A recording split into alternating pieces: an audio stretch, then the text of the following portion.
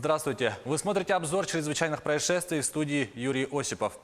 В Якутске полицейские раскрыли кражу из квартиры. Местная жительница рассказала, что у нее имеются несколько квартир, одна из которых на данный момент пустует. Накануне заявительница решила проверить ее. Приехав на адрес, она обнаружила, что дверь взломана, а из квартиры похищены микроволновая печь, мультиварка, унты, ботинки и куртка. Сотрудники уголовного розыска по подозрению в совершении кражи был задержан ранее судимый за аналогичное преступление 28-летний уроженец Усть-Алданского района. Выяснилось, что поздним вечером он, проходя мимо жилого дома, решил зайти в подъезд, чтобы погреться. Увидев хлипкую входную дверь у одной из квартир, он взломал ее и проник в чужое жилье. В ходе проведенного обыска часть похищенного была изъята. Однако микроволновую печь, мультиварку и унты мужчина все-таки успел продать. На этот раз ему грозит до 6 лет лишения свободы.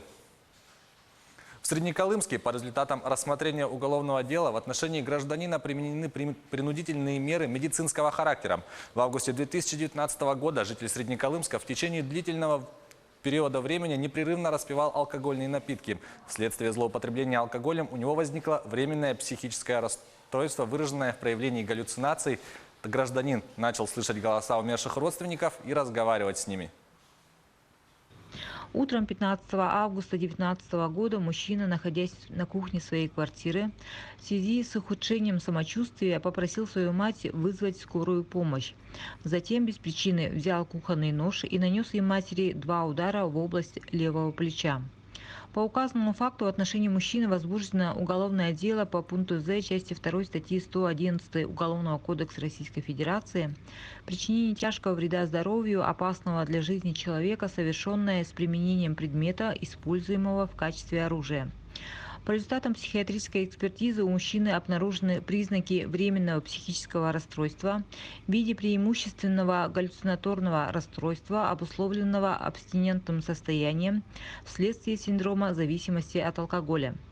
Постановлением Верхнеколымского районного суда с учетом мнения прокурора мужчине применена принудительная мера медицинского характера в виде принудительного лечения в медицинской организации, оказывающей психиатрическую помощь в стационарных условиях общего типа.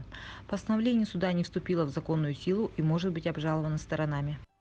Перейдем к происшествиям в других регионах, а именно в столице страны. В четверг вечером в самом центре Москвы у порога Федеральной службы безопасности произошла стрельба. По официальной версии нападавший был один, проникновения в здание спецслужбы не было, один сотрудник ведомства погиб.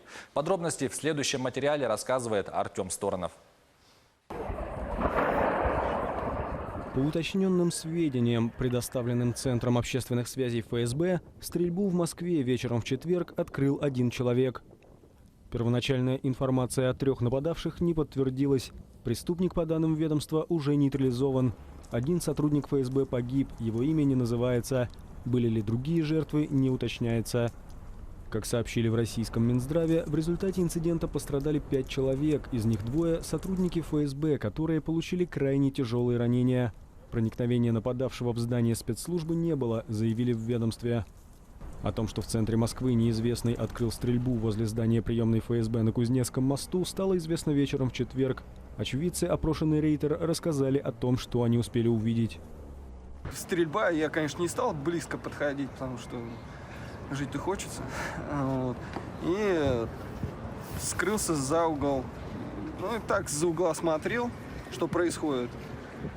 Как стрельба происходит, как... Потом через какое-то время приехала скорая. Там нет, перед этим еще, видимо, сотрудники тоже к нему подбежали, видимо, по-быстрому в эту скорую закинули, я не знаю, там, но он, видимо, был уже мертвый. Все, а дальше нас, в общем-то, просили, да, подальше от места. Ехал, началась перестрелка. Сотрудник полиции подбежал, все быстро эвакуировал в аэропорт. Сами побежали дальше воевать. То есть это происходило прямо рядом с вами? Да. Какое расстояние? Не рядом с нами, видно было. Метров где-то 100-200. Источник Рейтер, близкий к ФСБ, рассказал, что у службы была информация о планировавшейся атаке во время выступления Владимира Путина на концерте в Кремле в честь Дня работника органов безопасности России, который отмечают 20 декабря. По факту стрельбы на Лубянке Следственный комитет возбудил уголовное дело о посягательстве на жизнь сотрудников правоохранительных органов. Это была рубрика «Чрезвычайные происшествия». Берегите себя и до встречи в эфире.